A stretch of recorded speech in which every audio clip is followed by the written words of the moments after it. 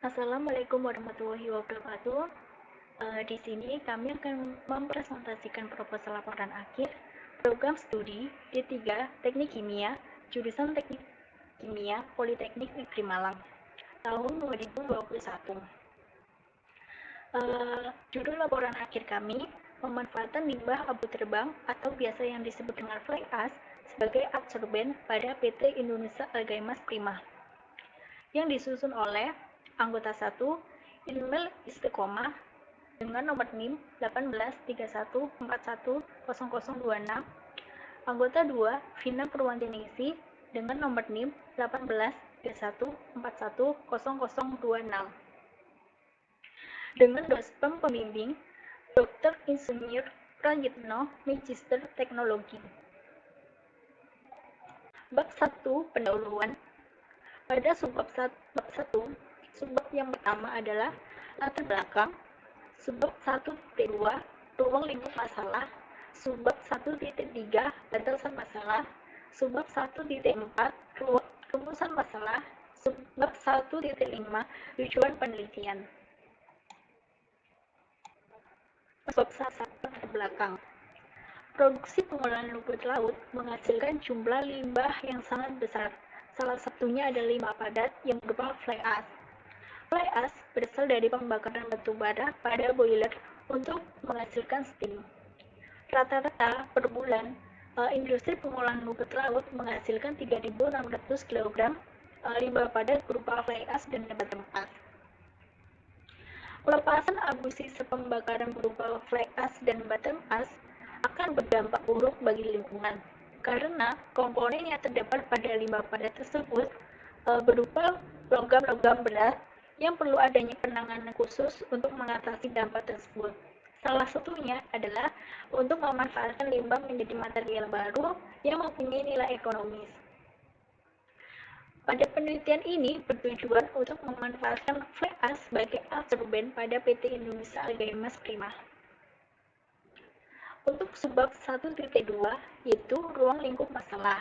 Yang pertama, pemanfaatan fly ash sebagai absorben yang dihasilkan dari limbah pada peralatan boiler yang digunakan untuk menghasilkan steam pada industri pengolahan rumput laut PT Indonesia Algaimas Prima.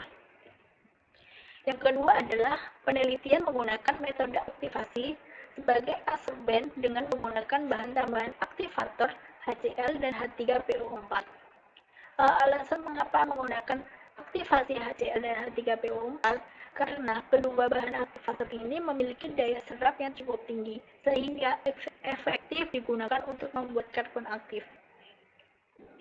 Huruf yang nomor 3, penelitian dilakukan dalam skala lab industri PT Indonesia Algaimas Prima dan dilakukan analisis di laboratorium analisa instrumental Politeknik Negeri Malang. Untuk yang keempat, implementasi absorben yang dihasilkan diuji dengan menggunakan limbah cair PT Indonesia Algaimas yang digunakan untuk mengetahui penurunan nilai BOD dan TSR-nya.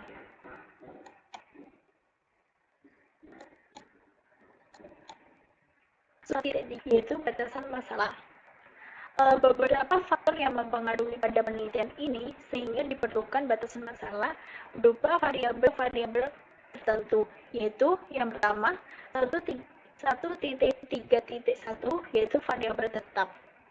Variabel tetap yang digunakan adalah 1. Berat fly ash sebesar 200 gram, kemudian volume bahan aktivasi 300 ml, yang ketiga lama aktivasi yaitu 60 menit, yang keempat adalah asal fly ash berasal dari industri PT Indonesia Algaimas Prima. Untuk 1.3.2 yaitu variabel berubah, kita menggunakan ukuran fly ash 100 mesh dan 200 mesh. Untuk jenis bahan aktivasinya, kita menggunakan HCl dan H3PO4. Untuk kadar bahan aktivasinya, kita menggunakan variasi 1%, 5%, dan 10%. Yaitu rumusan masalah. Nomor 1, bagaimana pengaruh ukuran fly ash terhadap absorben pada kualitas karbon aktif. Yang nomor 2, rumusan masalahnya, yaitu bagaimana pengaruh kadar aktivator terhadap absorben pada kualitas karbon aktif. Untuk subbab 1.5, yaitu tujuan penelitian. Nomor 1, tujuan penelitiannya adalah mengetahui pengaruh ukuran fly ash terhadap absorben pada kualitas karbon aktif. Untuk tujuan yang kedua adalah mengetahui pengaruh kadar aktivator terhadap absorben pada kualitas karbon aktif.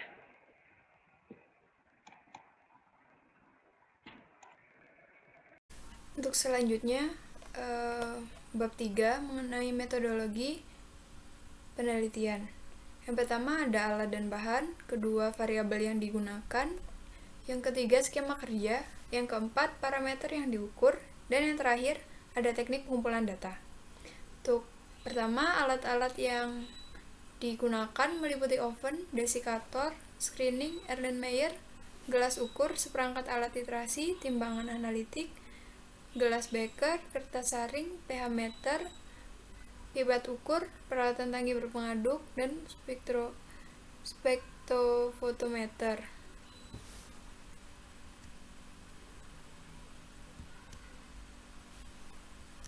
Kemudian untuk bahan, di sini meliputi fly ash yang diperoleh dari industri pengolahan rumput laut di PT Indonesia Algemas. Kemudian ada asam klorida atau HCl sebagai aktivator fly ash. Kemudian ada asam fosfat yaitu H3PO4 sebagai aktivator fly ash juga. Yang keempat ada aqueous untuk melarutkan aktivator dan dilakukan pembilasan. Kemudian ada limbah cair dari PT Indonesia Algemas digunakan untuk uji analisa perhitungan nilai TSS dan BOD. Kemudian untuk variabel yang digunakan di sini ada variabel tetap dan variabel berubah. Untuk variabel tetap itu berat fly ash setiap sampel 200 gram. Kemudian untuk volume bahan aktivasi ada 300 ml. Kemudian lamanya aktivasi 1 jam. Asal fly ash dari PT Indonesia Algemas Prima. Dan untuk variabel berubah di sini ada ukuran fly ash, ada dua variabel yaitu ukuran 100 mesh dan 200 mesh. Kemudian ada jenis bahan aktivasi yaitu asam klorida dan asam fosfat.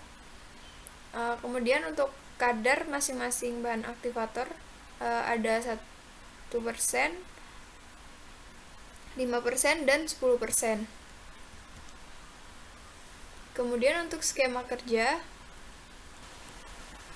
Untuk skema kerja yang pertama ada persiapan alat dan bahan, kemudian pemanasan fly ash atau karbonisasi, kemudian ada aktivasi fly ash.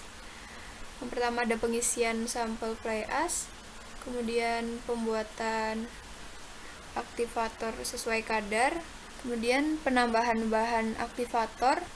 Setelah didiamkan selama 1 jam, dilakukan penyaringan antara aktivator dan fly ash. Kemudian dilakukan pembilasan agar pH di fly ash menjadi netral. Kemudian dilakukan pemanasan untuk mengurangi kadar air. Kemudian di sini ada analisa kualitas hasil absorben. Fly ash itu pengujian absorben berdasarkan SNI 061730 1995. Kemudian dilakukan juga pengujian hasil absorben berdasarkan dengan kolom absorpsi dengan cara sampel dari limbah cair PT Indonesia Algemas diuji nilai BOD dan nilai TSS-nya, kemudian didapatkan analisa hasil pengujian.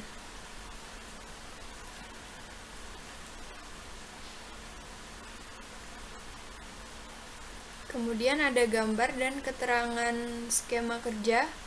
Di sini ada fly ash, tiap sampel ada 200 gram, kemudian dipanaskan dengan suhu 800 derajat Celcius.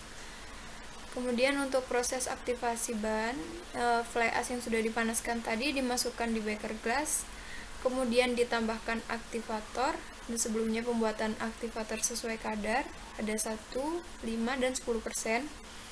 Kemudian dibiarkan selama 1 jam, setelah itu disaring antara fly ash dan aktivatornya menggunakan corong dan kertas saring. Kemudian dilakukan pembilasan dengan aqueduct hingga pH netral, nanti diukur dengan pH meter. Kemudian dilakukan pengovenan dengan suhu 170 derajat agar kadar airnya menguap berkurang. Kemudian ditimbang lagi menggunakan neraca analitik. Kemudian untuk proses analisis absorpsi ya di sini menggunakan botol bekas yang dilubangi tiap ujungnya. Di sini diisi dengan air limbah, kemudian ini karbon aktif. Di sini ada gelas penampung. Setelah di sini dilakukan menghitung nilai TSS dan BOD.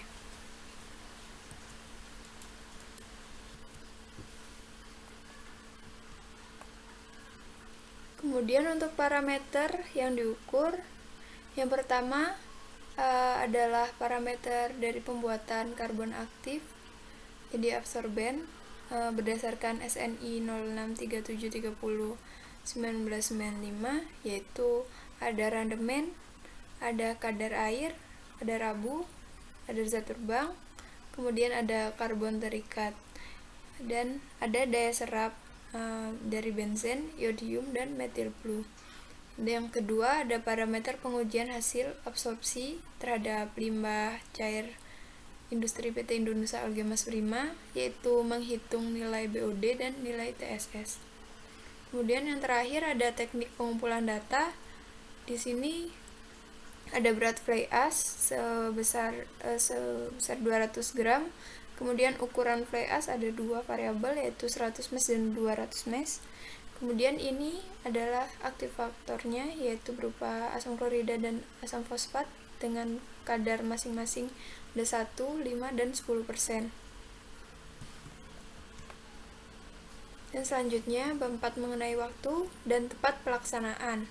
Tempat pelaksanaan tugas akhir ini dilaksanakan di PT Indonesia Algemas Prima dan di Laboratorium Politeknik Negeri Malang. Untuk waktu pelaksanaannya dari bulan Februari hingga bulan Juni 2021. Untuk jadwal pelaksanaan tugas akhirnya ada di tabel. Untuk studi literatur kita lakukan dari bulan Januari hingga bulan seterusnya. Kemudian persiapan alat dan bahan, pelaksanaan penelitian dan pengambilan data akan dilakukan pada bulan Februari. Kemudian untuk pengambilan data dan analisis data dilakukan di bulan Maret, dan juga untuk analisis data bulan Maret dan bulan April. Kemudian untuk pembuatan laporan dilakukan pada bulan Mei dan Juni. Sekian presentasi dari kami. Apabila ada salah kata, mohon maaf sebesar-besarnya. Assalamualaikum warahmatullahi wabarakatuh.